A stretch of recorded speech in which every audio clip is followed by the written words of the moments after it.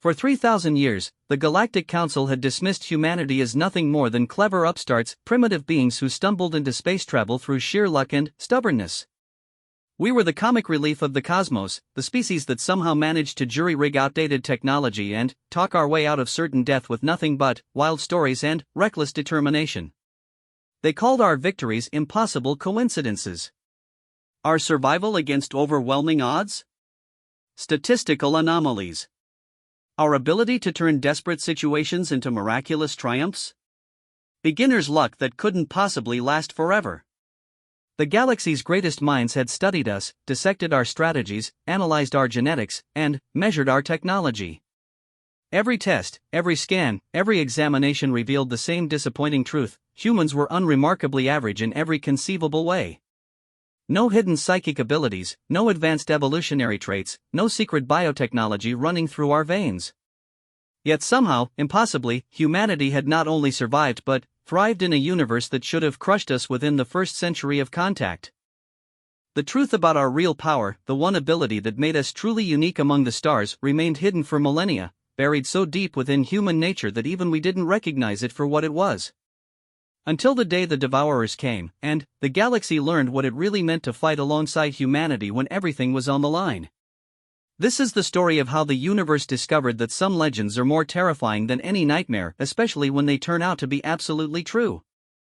Ambassador Keleth of the Thraxan Empire stood before the massive viewing screen in the Galactic Council chambers, watching the latest footage from the Kepler offensive with growing bewilderment.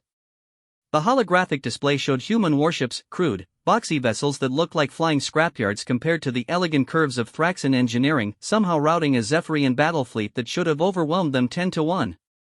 "Explain this to me again," Keleth clicked his mandibles in frustration, addressing the assembled xenobiologists and military strategists. "How exactly did 73 human vessels defeat 700 of the galaxy's most advanced warships?" Dr. Inera, a Altarian researcher whose crystalline features reflected the blue glow of the tactical displays, consulted her data tablet with 4 of her 8 delicate arms. The humans employed a technique they call ramming speed. Instead of maintaining proper battle formations and engaging at optimal range, they simply charged directly at the enemy. "That's suicide," growled General Vortak, the Chronari representative whose scarred hide told the story of 1,000 battles. "No species with an ounce of self-preservation would attempt such a maneuver."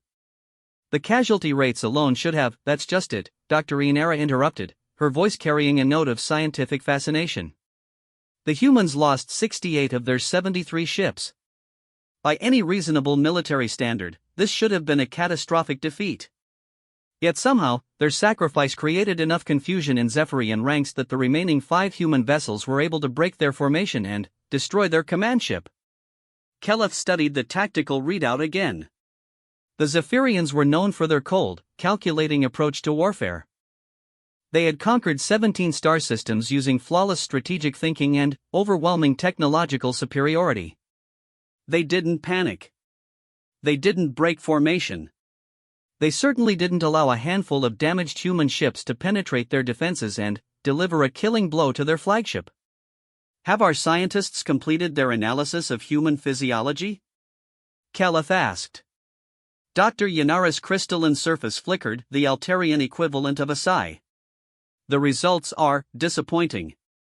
Human physical capabilities are remarkably average. Their strength falls well below Chronari standards, their speed is inferior to the Zephyrians, their reflexes are slower than the Veltar, and their sensory capabilities are frankly primitive compared to most spacefaring species." "What about their technology?" General Vortak leaned forward, his massive frame casting a shadow across the conference table. "Also unremarkable," Dr. Inera replied. "Their weapons systems are functional but crude. Their shields are adequate but inefficient. Their engines produce less thrust-to-mass ratio than our own designs from 50 years ago. By every metric we can measure, humans should have been eliminated from galactic politics within a decade of first contact." Ambassador Keleth turned away from the display and began pacing around the circular chamber. The Council had been dealing with the human problem for nearly 2 centuries now. time and again, humanity found itself facing impossible odds against superior forces, and time and again, they somehow emerged victorious through methods that defied all conventional military wisdom. The Altarians had attempted to study human tactical doctrines, only to discover that humans barely had any formal doctrines at all. Their military manuals read more like collections of inspirational stories than strategic guides. Where other species relied on careful planning and mathematical precision, humans seemed to favor improvisation and what they called thinking outside the box. The Zephyrians had concluded that humans were simply too unpredictable to model effectively. Their combat simulations repeatedly showed human forces being annihilated, yet real-world engagements told a different story. Frustrated Zephyrian admirals began referring to human tactics as chaos theory in practice. Even the mighty Chronari, whose empire had dominated the galactic core for 3 millennia, had learned to treat human space with cautious respect. General Vortak himself had fought alongside human forces during the Nexus campaign, and, while he publicly maintained that their success was due to lucky coincidence, Keleth had noticed the way the old warrior's voice carried a note of uncertainty when discussing humanity's combat effectiveness. Perhaps, suggested Dr. Inera, we're approaching this from the wrong angle.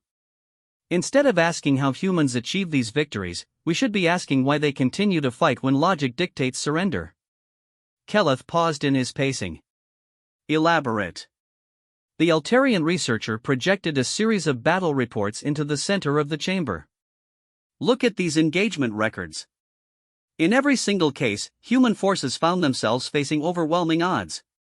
The logical response would be tactical withdrawal, preservation of forces, regrouping for a more advantageous engagement.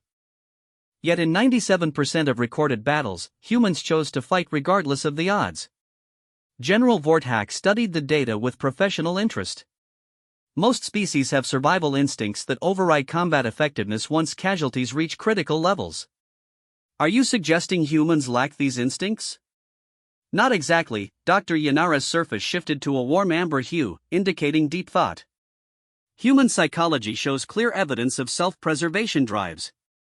They fear death, they mourn their losses, they understand the concept of tactical retreat. But, when faced with certain defeat, something in their mental programming appears to override normal survival responses.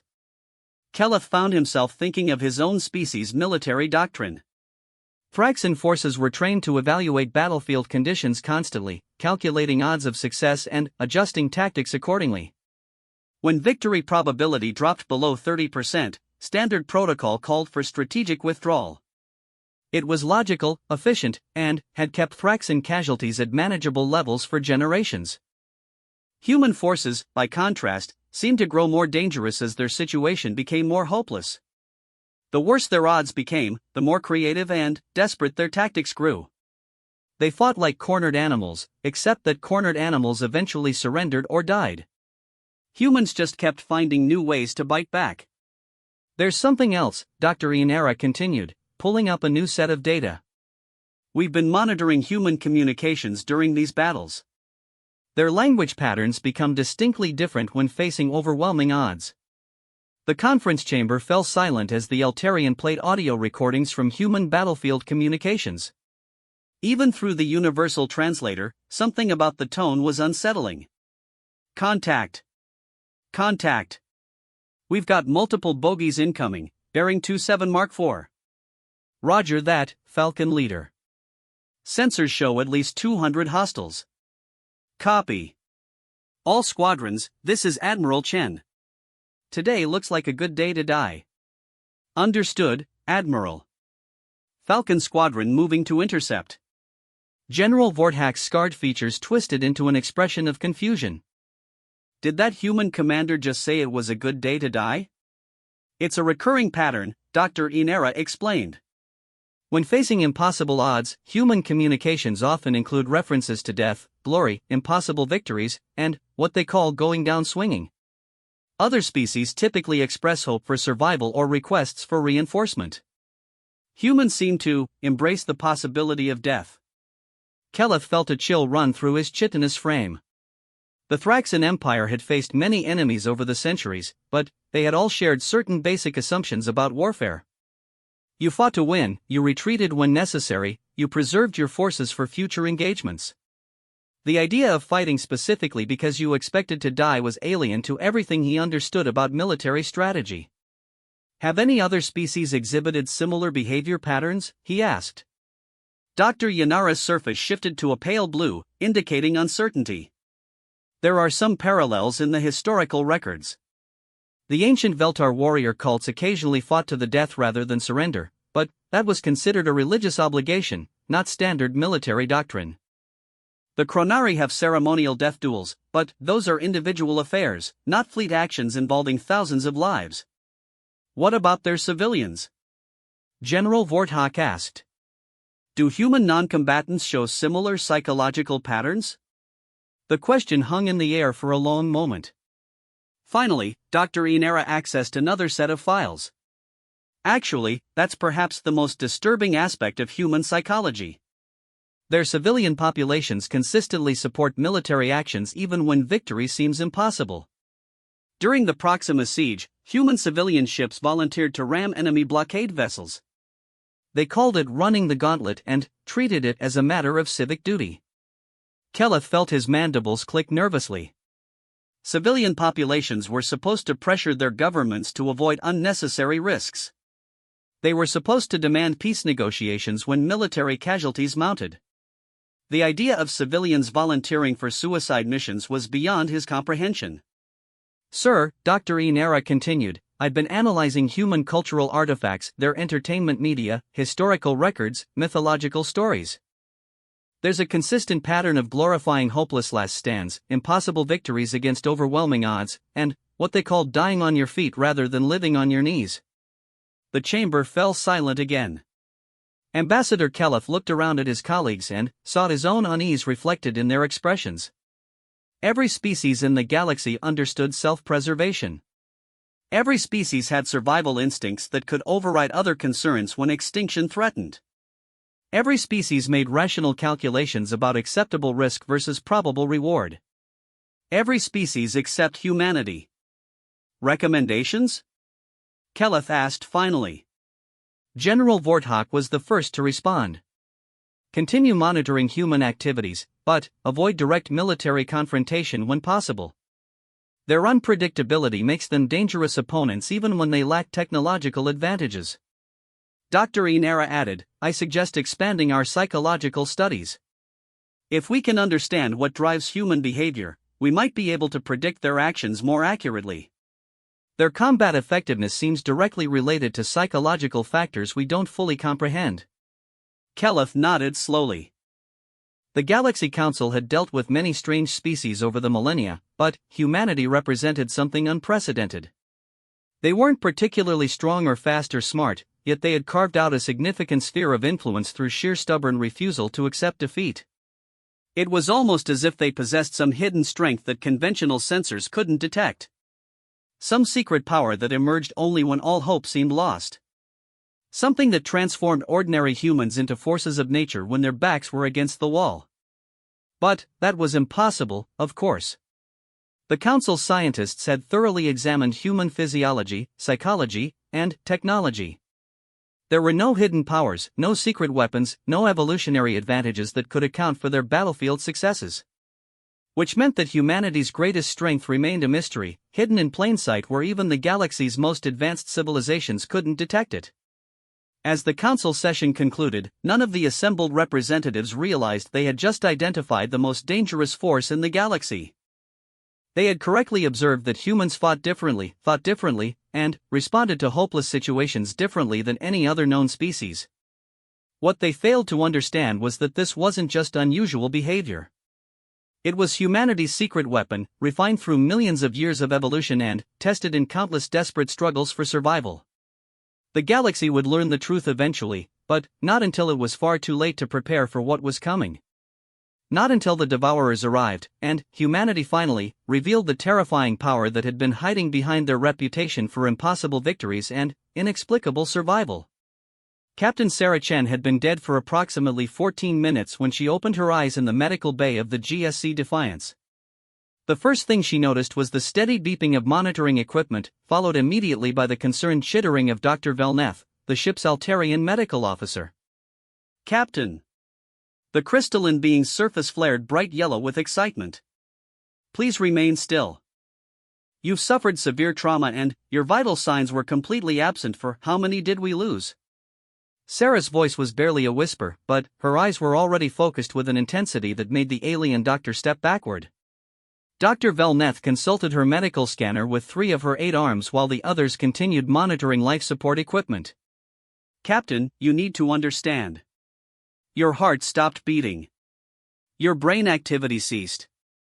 By every medical standard known to galactic science, you were clinically dead. Sarah struggled to sit up, ignoring the protests from both her body and her medical officer. The Zephyrian ambush. How many ships did we lose? 7 vessels, 43 crew members including yourself. Dr. Velneth paused, her surface shifting to a confused purple hue. Although technically, you weren't lost since you're obviously still alive, which shouldn't be possible given the extent of your injuries. The human captain swung her legs over the side of the medical bay table, testing her balance. She had vague memories of the battled Zephyrian cruisers dropping out of hyperspace directly into their patrol formation, overwhelming firepower cutting through human shields like paper, the sickening sensation of being thrown across the bridge as her ship took a direct hit to the command deck. Ma'am, I really must insist that you remain under observation, Dr. Velneth continued. Your injury patterns indicate massive trauma to multiple organ systems. The energy discharge that killed you should have prevented any possibility of recovery. Sarah looked down at herself, noticing the extent of the medical apparatus still attached to her body.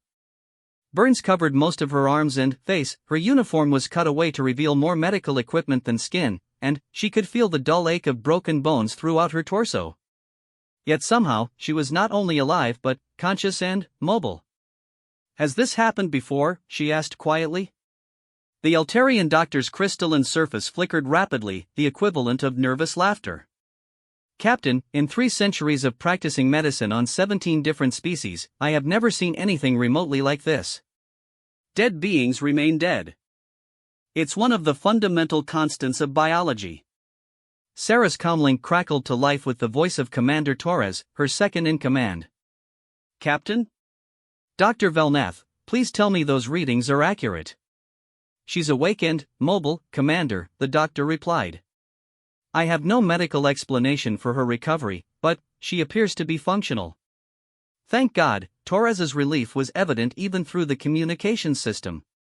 Ma'am, we need you on the bridge. We've got a situation developing. 20 minutes later, Sarah Chen stood in the command center of her battle-damaged vessel, studying tactical displays that showed the aftermath of their engagement with the Zephyrian ambush force. Her senior staff tried not to stare at their captain, who had been pronounced dead less than an hour earlier and now appeared ready to resume normal duties. Report, she ordered simply. Commander Torres activated the main display screen. The Zephyrian attack force withdrew after we somehow managed to destroy their flagship. Our counterattack shouldn't have been possible given the damage we sustained, but 3 of our destroyed vessels somehow managed to restart their engines and return fire. Sarah studied the battle data with growing interest. According to the official records, human forces had been completely overwhelmed within the first 10 minutes of combat. 7 ships destroyed, dozens more critically damaged, communications systems down across the entire formation. By any reasonable standard, it should have been a massacre. Yet the Zephyrians had retreated. Show me the recordings, Sarah ordered. The main screen filled with combat footage from external cameras. Sarah watched her own ship take a direct hit that should have vaporized the entire command deck. She saw the explosion that killed her, the secondary explosions that crippled their main engines, the cascade failures that should have left the Defiance as nothing more than drifting wreckage. Then, impossible, she watched her ship's weapons systems come back online and deliver a devastating barrage against the Zephyrian flagship. How? She asked quietly. Chief Engineer Patterson, a gruff veteran whose hands were still covered in emergency repair paste, shook his head in amazement. Ma'am, I've been working on starships for 30 years. What happened to our engines shouldn't be possible. The containment chamber was breached, the power distribution network was completely severed, and our primary computer core was destroyed. Yet somehow, auxiliary systems came online and provided enough power for one final weapons burst. Sarah looked around the bridge at her surviving crew members. Each of them had sustained injuries that should have been incapacitating. Lieutenant Murphy was operating the navigation station despite obvious signs of severe concussion. Ensign Rodriguez had burns covering half her face but was still managing communications with steady hands. Most disturbing of all, they seemed to accept their impossible survival as merely another day at the office. "Commander Torres," Sarah said slowly, "pull up our service records. All combat engagements over the past 5 years." The tactical display shifted to show a comprehensive battle history. Engagement after engagement showed the same pattern: human forces facing overwhelming odds, suffering catastrophic casualties, somehow achieving victory through methods that defied conventional military analysis. "Computer," Sarah addressed the ship's artificial intelligence system, "analyze pattern recognition and human combat effectiveness correlation with casualty rates." The AI's synthesized voice carried a note of confusion that seemed almost human itself. "Captain, the requested analysis produces contradictory results. Human combat effectiveness appears to increase proportionally with casualty rates and proximity to total defeat. This correlation should not exist according to known psychological and military principles." Sarah felt a chill run through her as she began to understand what they were seeing. "Computer, expand analysis to include all recorded human military engagements since first contact with galactic civilization." The display filled with hundreds of battle reports spanning 2 centuries of human expansion into galactic space. The pattern was consistent across every engagement: human forces performing far beyond their theoretical capabilities when facing extinction-level threats. "Ma'am," Commander Torres said quietly, "what are we looking at here?" Before Sarah could respond, the communication station crackled with an incoming transmission from Galactic Council Command. The familiar features of Admiral Kelleth appeared on the main screen, his mandibles clicking in what Sarah had learned to recognize as extreme agitation. "Captain Chen, our sensors show your ship is completely destroyed. Please explain how you are transmitting this signal." Sarah looked around her damaged bridge, considering her response. "Admiral, I'm afraid I don't have a complete explanation. We sustained critical damage but managed to effect repairs sufficient to restore basic operations. Captain, our long-range sensors recorded your ship's complete destruction. We detected the explosion that eliminated your command deck, the cascade failure that destroyed your primary systems, and the energy signature indicating total loss of life support." The bridge fell silent. Sarah could see her crew exchanging glances, finally, beginning to grasp the magnitude of what they had survived. "Admiral," she said carefully, "with respect, your sensors were obviously mistaken. We're here, we're operational, and we're ready to continue our mission." Kelleth's image flickered as he consulted something off-screen. "Captain, this is the 47th time this year that human vessels have survived encounters that our analysis indicates should have been fatal. The pattern is becoming disturbing." Sarah felt something click into place in her mind. 47 impossible survivals in 1 year, across different ships, different crews, different tactical situations. All united by the same factor: humans refusing to die when death was the logical outcome. "Admiral, have any other species reported similar survival rates?" "Negative, Captain. No other species has ever reported survival rates beyond normal statistical parameters. This appears to be a uniquely human phenomenon." After the communication ended, Sarah stood in the center of her bridge, studying the faces of her crew. These were ordinary people: engineers, pilots, communication specialists, weapons operators. None of them possessed extraordinary physical capabilities or advanced training beyond standard military protocols. Yet somehow, when their ship should have been destroyed and their bodies should have been drifting lifeless in space, they had found a way to keep fighting. "Chief Patterson," she called out, "in your engineering opinion, how many times has this crew survived situations that should have killed us?" The veteran engineer was quiet for a long moment, mentally reviewing their service record. "Ma'am, if I'm being honest, we should have died at least a dozen times in the past 2 years alone. The reactor breach at Proxima, the hull decompression at Wolf 359, that direct hit from the Veltar dreadnought, any one of those incidents should have been fatal. Yet here we are," Sarah murmured. "Yes, ma'am. Here we are." Sarah activated the ship-wide communication system. "All hands, this is the captain. I want damage reports from every department, but, more importantly, I want casualty reports. Not just who we lost, but who should have died but didn't. Over the next few hours, the reports painted an increasingly impossible picture. Engineer Martinez had been caught in an explosion that completely destroyed the compartment he was working in, yet somehow survived with only minor burns. Navigator Kim had been exposed to hard vacuum for nearly 3 minutes when her section lost atmospheric integrity, yet suffered no permanent damage. Gunner's mate Collins had taken a direct hit from Zephyrian energy weapons that should have vaporized him instantly, yet was found unconscious but breathing in the wreckage of his weapons station. The pattern was clear, but the explanation remained maddeningly elusive. Computer, Sarah ordered, analyze human psychological profiles during extreme combat situations. Focus on mental states during near-death experiences. Analysis complete, Captain. Human brain activity during extreme stress situations shows unique patterns not observed in other galactic species. When facing extinction-level threats, human neural networks exhibit massive increases in connectivity, processing speed, and what can only be described as quantum coherence effects. Quantum coherence effects?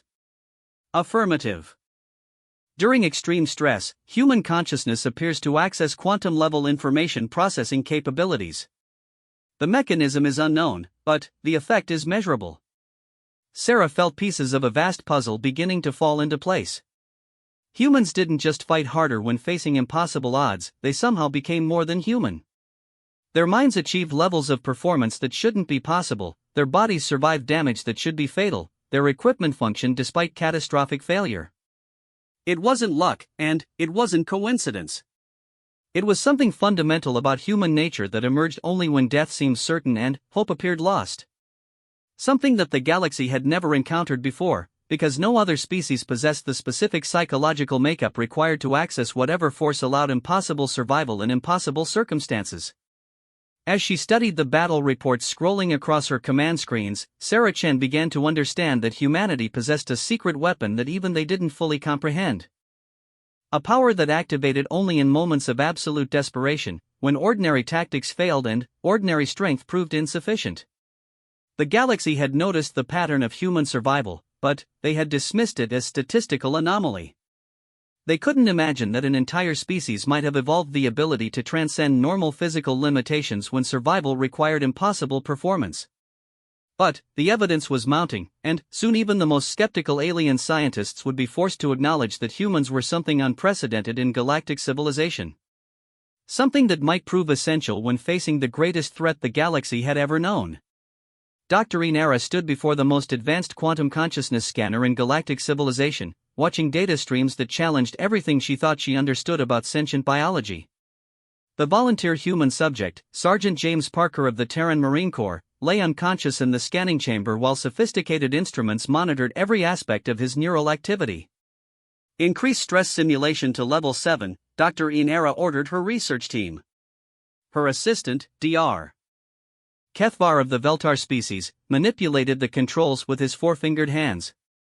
Doctor, level 7 stress simulation approaches actual life-threatening conditions.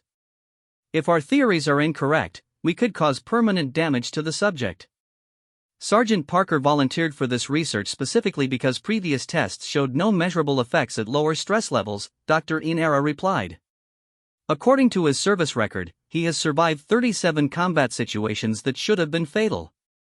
If we're going to understand how, we need to replicate the conditions that trigger whatever mechanism allows human survival.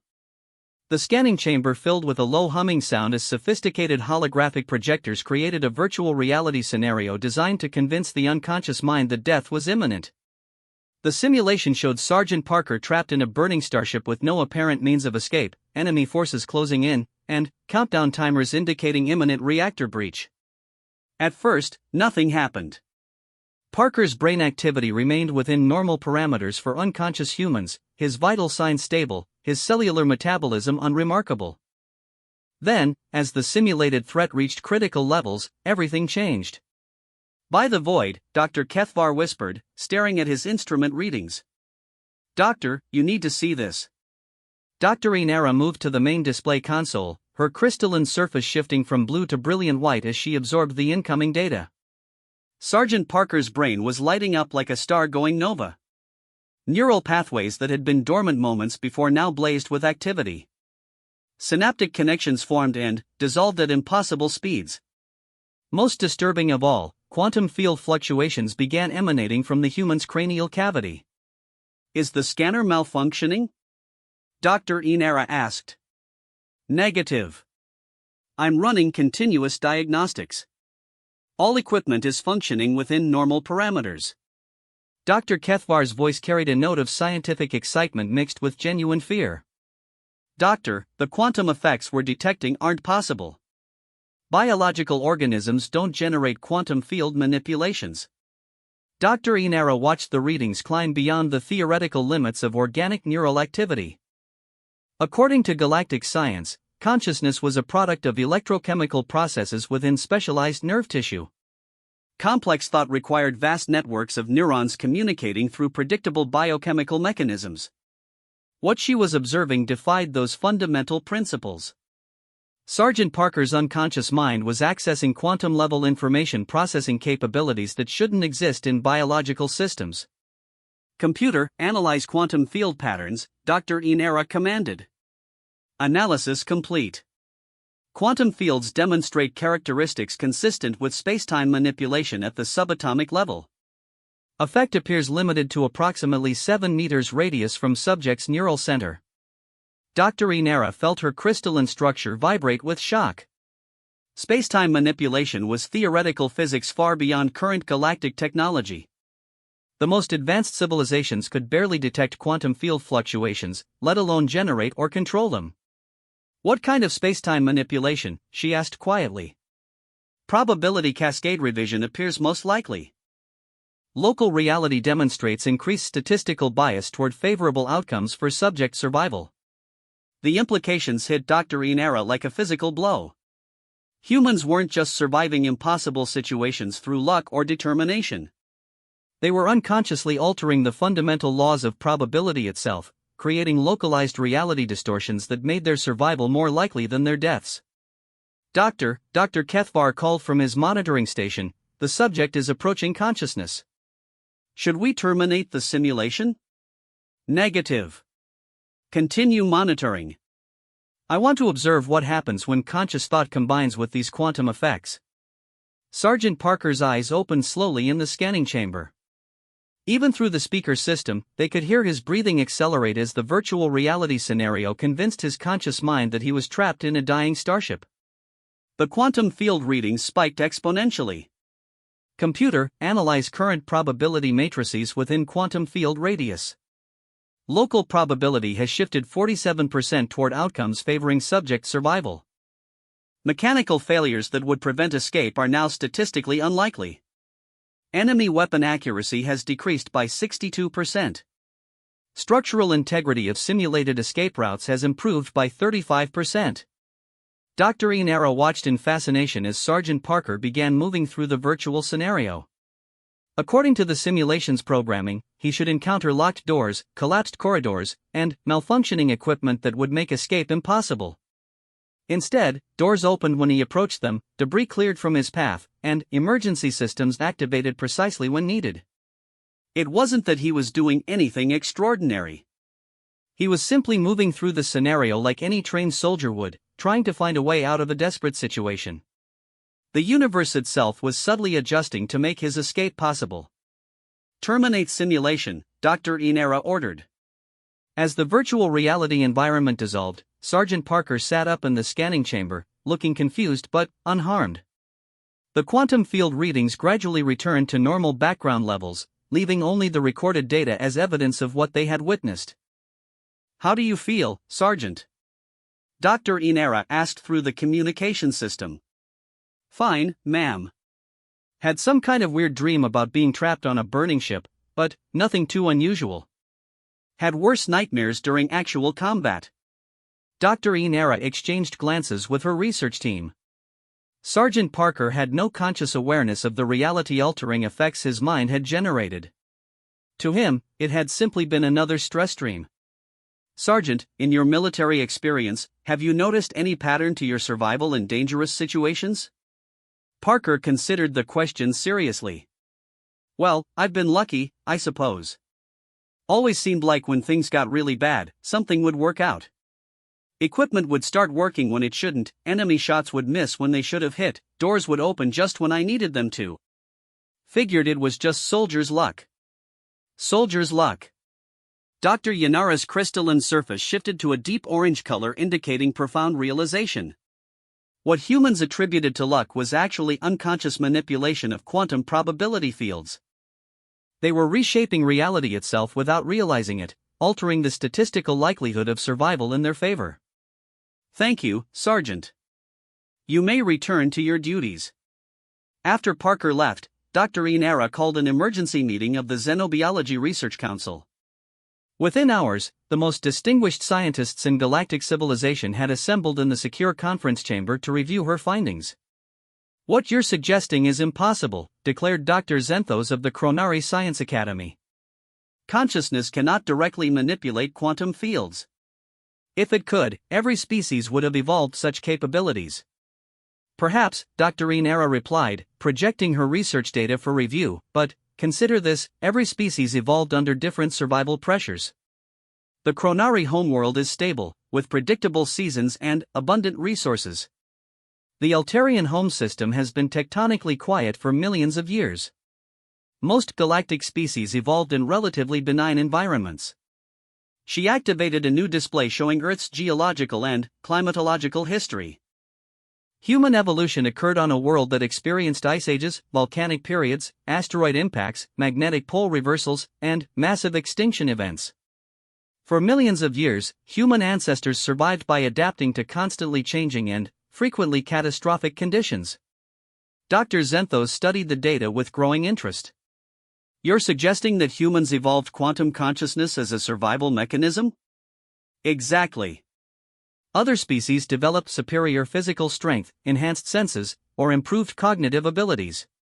Humans developed the capacity to unconsciously alter probability when facing extinction-level threats. Dr. Mgani of the Thraxan Empire leaned forward on his 4 legs. This would explain their impossible military victories. If they're unconsciously manipulating reality to favor their survival, conventional tactical analysis becomes meaningless. It also explains why we've never detected this ability before, added Dr. Inara. The quantum effects only manifest during extreme stress situations when humans believe they're about to die. Under normal circumstances, they appear completely ordinary. The assembled scientists spent hours reviewing the data, conducting their own analysis, and debating the implications. The evidence was overwhelming. Humans possessed a unique evolutionary adaptation that allowed them to survive impossible situations by unconsciously altering quantum probability fields. There's something else, Dr. Inara announced when the formal analysis was complete. Computer, project long-range sensor data from the galactic rim. The main display shifted to show deep space monitoring stations along the galaxy's outer edge. For months, automated sensors had been detecting strange energy signatures moving through the void between galaxies. The signals suggested massive objects approaching at significant percentages of light speed. The Council has classified this data, but, given our current discussion, I believe it's relevant. We're not alone in the universe, and something is coming. Dr. Zenthos' scarred features tightened with concern. How massive? Preliminary analysis suggests objects comparable in size to small moons, possibly larger. They're following trajectories that will bring them into our galaxy within the next 18 months. Their energy signatures don't match any known technology. The conference chamber fell silent as the implications became clear. The galaxy was facing an unknown threat of enormous scope and power. Conventional military forces might prove inadequate against whatever was approaching. But they now knew that humanity possessed a secret weapon that even humans themselves didn't understand. A power that emerged when all hope seemed lost and normal tactics proved insufficient. Recommendations? Dr. Mgani asked quietly. Dr. Yanara's surface shifted to a determined gold color. We need to study this phenomenon more extensively. If my theories are correct, humanity's quantum consciousness abilities might be our only hope against whatever is coming from beyond our galaxy. And, if the humans discover what they can do? Then, we pray they remain our allies, Dr. Inara replied. Because a species that can unconsciously rewrite the laws of reality when faced with extinction would be the most dangerous force in the universe if they ever learned to control their abilities consciously. As the meeting concluded, none of the assembled scientists realized they had just identified both the galaxy's greatest hope and its greatest potential threat. Humanity's secret power was no longer completely secret, but understanding it would prove to be only the beginning of a much larger challenge. The unknown entities approaching from beyond the galactic rim would soon force humanity to discover the full extent of their reality-altering capabilities. And, when they did, the universe itself might never be the same. Admiral Elena Vasquez stood on the bridge of the UES Indomitable, humanity's largest warship, watching long-range sensors track the approach of something that defied every assumption about life in the universe. The objects emerging from intergalactic space were not ships in any conventional sense, they were living entities the size of small planets, their surfaces writhing with organic tissue and technological components fused into impossible hybrid structures. "Ma'am," reported Lieutenant Commander Walsh from the sensor station, "I'm reading over 200 of these things, each one approximately 8,000 kilometers in diameter. They're moving in formation at 12% light speed, and they're heading directly for the galactic core." Elena felt her blood chill as she absorbed the magnitude of what they faced. 8,000 kilometers meant each entity was larger than Earth. 200 of them represented a biomass greater than entire star systems. And they were moving with obvious intelligence and purpose. "Communications, are we receiving any response to our hail?" "Negative, Admiral.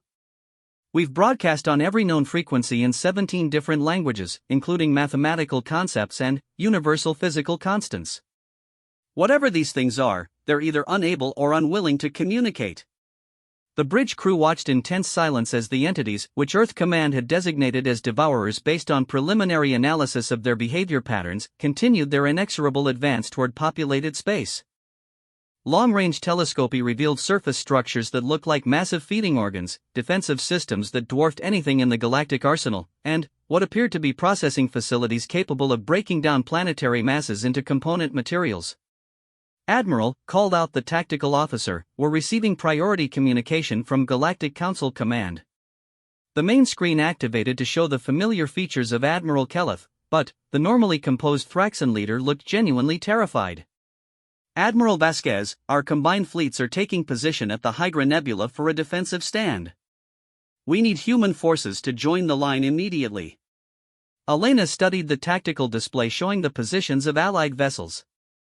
Every major species in the galaxy had contributed ships to the defensive fleet: Thraxan battlecruisers, Altarian research vessels converted to weapons platforms, massive Chronari dreadnoughts, swift Veltar interceptors.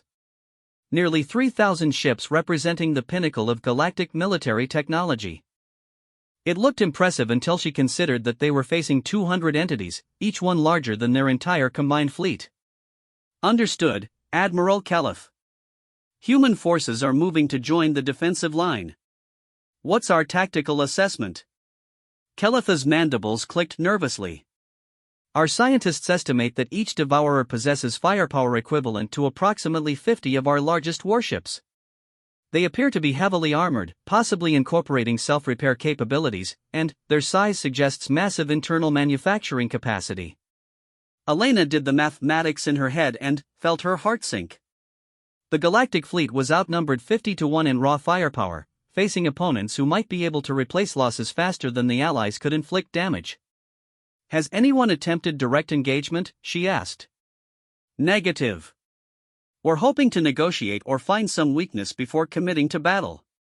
The survival of galactic civilization may depend on this engagement." As the communication ended, Elena turned to her tactical officer. "Commander Hayes, analysis of enemy capabilities based on available sensor data." Commander Hayes consulted his battle computer with grim efficiency. "Ma'am, if our readings are accurate, we're looking at the most one-sided engagement in recorded history. Each devourer appears to mount weapon systems capable of destroying continents. Their defensive systems could probably deflect anything in our current arsenal. Conventional tactics suggest immediate retreat and evacuation of populated systems." Elena nodded slowly. By every reasonable military standard, the approaching battle would be a massacre. The combined fleets of galactic civilization faced an enemy so overwhelmingly superior that resistance seemed futile. Which meant, according to emerging theories about human psychology, that humanity was about to find out exactly what they were truly capable of. "All ships, this is Admiral Vasquez," she announced over fleet communications. "We're facing impossible odds against an enemy that threatens the survival of every species in the galaxy. This is exactly the kind of situation that humans have been surviving for 2 centuries. Today, we find out why." 6 hours later, the Battle of Hydra Nebula began when the lead Devourers opened fire on the Galactic Defensive Fleet from a distance of 3 million kilometers. Energy beams the width of battleships lanced across space, striking Allied vessels with such force that entire ships simply ceased to exist, vaporized instantly without even wreckage remaining. The return fire from 3,000 Allied warships struck the lead Devourer's surface like raindrops against a mountain. Massive explosions bloomed across its organic armor, tearing away sections of biomechanical tissue, but the entity continued advancing without any apparent reduction in combat effectiveness. "Ma'am," reported the sensor operator, "we've lost 47 ships in the opening exchange. Estimated damage to enemy forces, negligible." Elena watched the tactical display with growing understanding of what they faced. This wasn't a battle in any conventional sense, it was an execution. The Devourers possessed such overwhelming superiority that the outcome was predetermined. Except that humans had been winning predetermined battles for 2 centuries, and Elena was beginning to understand why. "All human vessels, this is Admiral Vasquez. Switch to emergency combat protocols. Ignore standard tactical doctrine. When you're about to die, do whatever feels right." Across the human contingent of the fleet, something began to change. As the Devourers advanced and Allied casualties mounted, human crews started displaying the psychological patterns that had puzzled galactic scientists for decades. Radio chatter shifted from tactical reports to expressions of grim determination. Equipment that should have been destroyed continued functioning. Weapons systems produced more power than their specifications indicated was possible. The frigate UES Yorktown, its main engines destroyed and life support failing, somehow managed to execute a ramming attack that penetrated a Devourer's outer armor. The crew should have died in the initial impact, but survivors were found hours later, still fighting from within the entity's internal structures. The destroyer UES Wasp, overwhelmed by enemy fire and completely surrounded, activated its self-destruct mechanism while flying directly into a Devourer's feeding organ. The resulting explosion tore a gap in the entity's armor that remained open despite obvious attempts at self-repair. Most impossibly, human casualties were running far below statistical projections.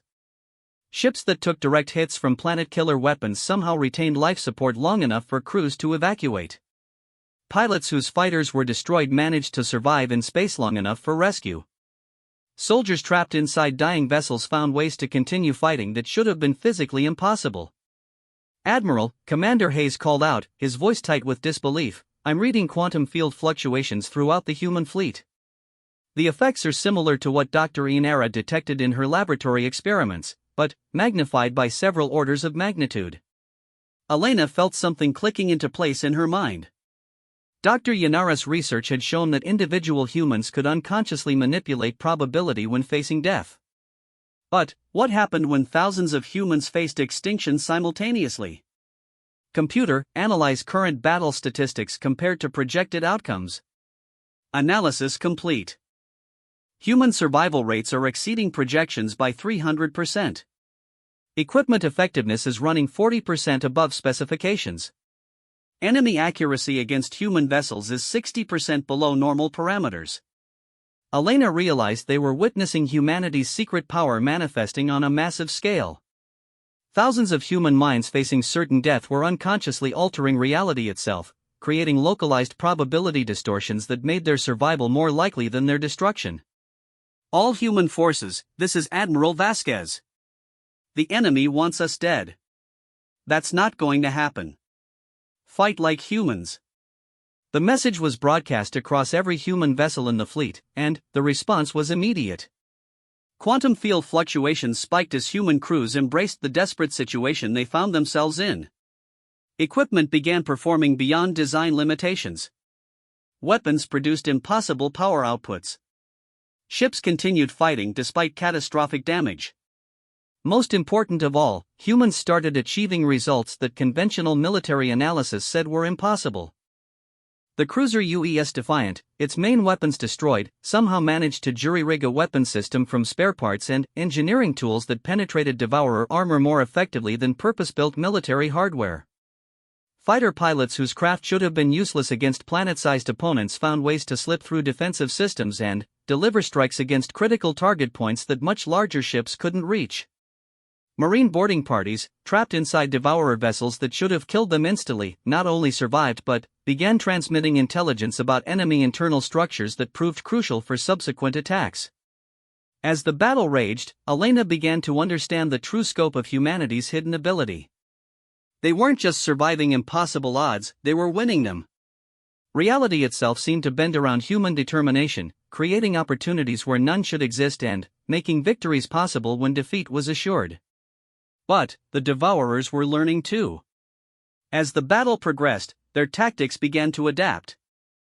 They started targeting human vessels specifically, as if they had identified humanity as a unique threat requiring special attention.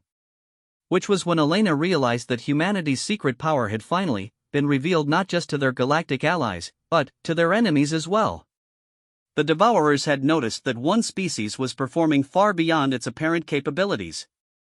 They had detected the quantum field manipulations that human crews were generating. And they were beginning to respond accordingly. "Ma'am," Commander Hayes reported, "enemy forces are converging on human positions.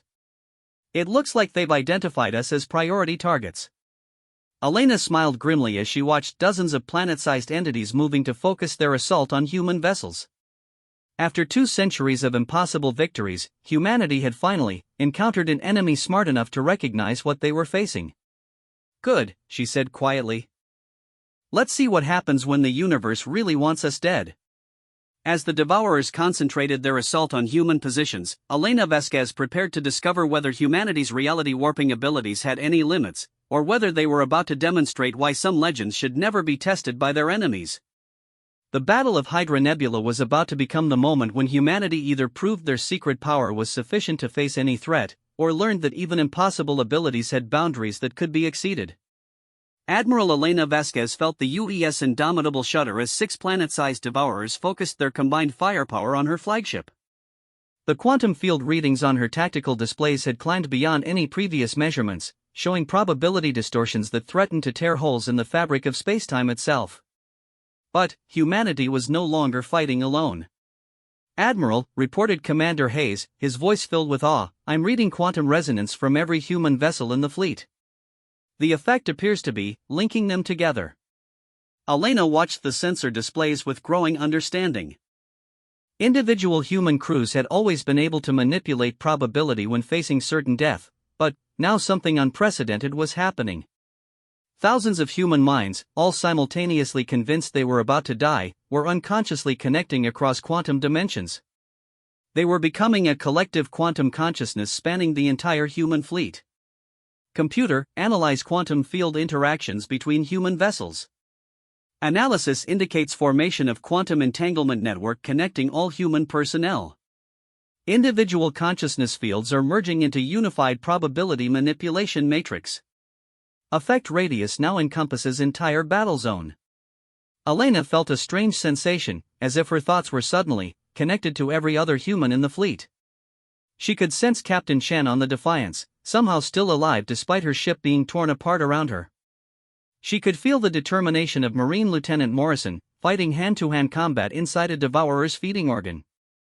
She could perceive the desperate calculations of Engineer Rodriguez, trying to restart engines that had been vaporized minutes earlier. Most disturbing of all, she could sense the collective human response to imminent extinction, a refusal so absolute and fundamental that it was beginning to rewrite the basic laws of physics. "Ma'am," Commander Hayes called out, "the Devourers are adapting their tactics. They've identified the quantum field distortions and they're trying to disrupt whatever we're doing to them." Elena watched the tactical display as Devourer weapons began firing at apparently empty space around human vessels. They were targeting the quantum fields themselves, trying to collapse the probability distortions that were keeping human forces operational. But the attempt backfired spectacularly. Instead of disrupting the quantum fields, the Devourer weapons were absorbed into the probability matrix and redirected. Energy beams meant to destroy human ships curved through impossible angles and struck other Devourers. The entity's own firepower was being turned against them by the quantum effects they were trying to eliminate. "Admiral," the communications officer announced, "we're receiving a transmission from Dr. Inera on the Altarian research vessel. She says it's urgent." Dr. Yanara's crystalline features appeared on the main screen, her surface blazing with scientific excitement and existential terror. "Admiral Vasquez, you have to understand what's happening. The quantum fields your people are generating aren't just affecting local space. They're propagating across dimensional barriers." "Meaning what, Doctor?" "Meaning that human consciousness is accessing alternate realities where this battle has different outcomes. You're not just surviving impossible odds, you're reaching into parallel dimensions and pulling successful battle scenarios into our reality." Elena felt her understanding of the situation expand dramatically. Humanity wasn't just manipulating probability within their own universe. They were unconsciously accessing infinite alternate realities and selecting outcomes where they survived and their enemies were defeated. "Is this sustainable?" Elena asked. Dr. Yanara's surface shifted to a warning red color. "Unknown. The energy requirements for transdimensional manipulation are theoretically infinite. Either the effect will stabilize at some sustainable level, or what? Or human consciousness will burn itself out trying to rewrite entire universes." Before Elena could respond, something changed in the quantum field readings. The probability distortions that had been growing steadily stronger suddenly spiked beyond all previous measurements. Reality itself seemed to blur around the human fleet as consciousness from thousands of alternate dimensions began bleeding through into their spacetime. "Admiral!" Commander Hayes shouted over the increasing quantum interference. "I'm reading multiple versions of our own ships occupying the same coordinates. We're seeing overlapping realities." Elena looked at her tactical display and felt her mind struggle to process what she was seeing. The UES Indomitable appeared to exist in 17 different configurations simultaneously.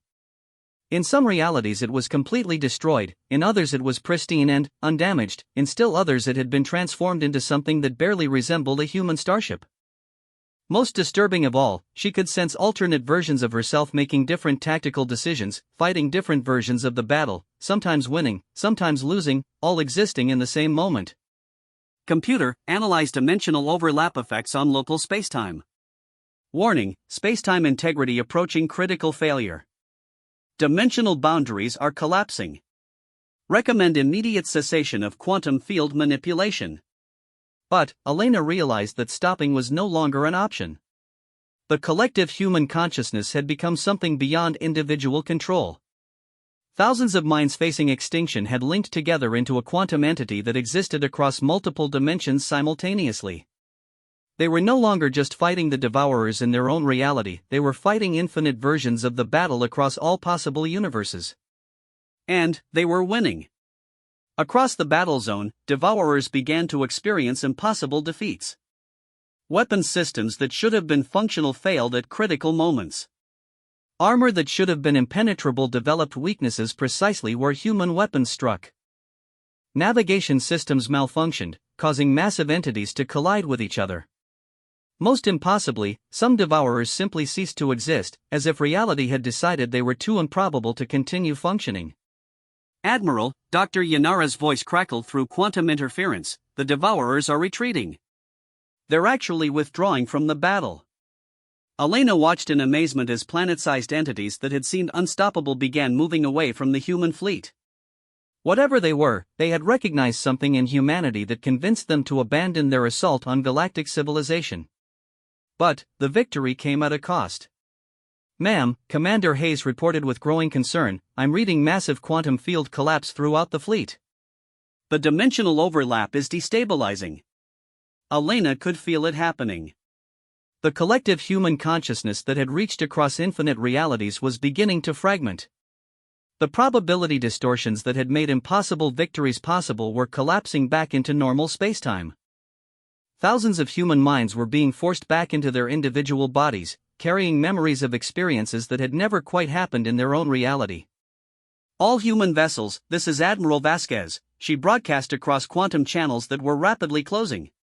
"Prepare for quantum field collapse. Remember what you learned here today." As the dimensional boundaries solidified and reality reasserted its normal rules, Elena found herself standing on the bridge of a heavily damaged but functional starship.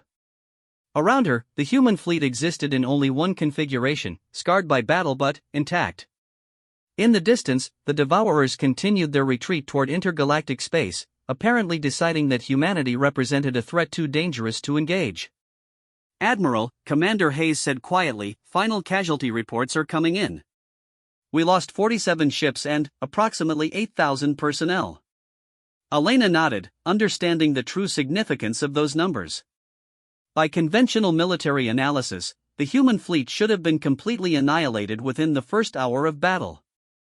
The fact that 90% of their forces had survived an engagement with overwhelmingly superior opponents was proof that something extraordinary had occurred. "Dr. Inera," Elena called over communications, "what's your analysis of what happened here?" The Altarian scientist's crystalline surface flickered with scientific fascination. "Admiral, I believe humanity has just demonstrated the most powerful defensive capability in known galactic history. When facing extinction, your species can unconsciously access quantum consciousness effects that allow survival in any situation, regardless of odds." "And the dimensional overlap?" "That appears to be what happens when thousands of humans face extinction simultaneously. Your collective consciousness becomes so powerful that it can reach across alternate realities and import successful outcomes into your own dimension." Elena looked around her bridge at crew members who were quietly processing the experience of having briefly existed across multiple dimensions simultaneously. They had memories of dying in some realities while achieving impossible victories in others. They had experienced quantum consciousness on a scale that no individual mind should be able to comprehend. Most importantly, they now understood what humanity was truly capable of when pushed to the absolute limit. "Dr. Inera," Elena said slowly, "in your scientific opinion, what would happen if humans learned to consciously control these quantum effects instead of accessing them only during unconscious stress responses?" The Altarian scientist was quiet for a long moment. "Admiral, a species that could consciously manipulate probability and access alternate realities would effectively become gods within their own universe. They could reshape reality according to their will, eliminate any threat simply by deciding it shouldn't exist, and potentially expand beyond the boundaries of spacetime itself." As the implications of that statement settled over the bridge crew, Elena realized that humanity had just crossed a threshold that could never be uncrossed. They had revealed their secret power not just to their enemies and allies, but to themselves. The galaxy would never see humans as merely clever upstarts again. After today, they would be recognized as the most potentially dangerous species in existence, beings whose unconscious survival instincts could override the fundamental laws of reality itself. But, perhaps more importantly, humans now knew what they were capable of. The secret power that had been hiding behind their reputation for impossible victories was a secret no longer. And that knowledge would change everything. As the UES Indomitable began the journey back to human space, Elena Vasquez contemplated a future where humanity might learn to consciously wield the quantum consciousness abilities they had just discovered. The Devourers had retreated, but their invasion had served as a catalyst for humanity to understand their true nature. The galaxy had spent centuries wondering how humans achieved impossible victories against overwhelming odds. Now they knew the answer, and that knowledge would reshape galactic civilization in ways no one could predict. Because some legends, once proven true, become the foundation for entirely new realities.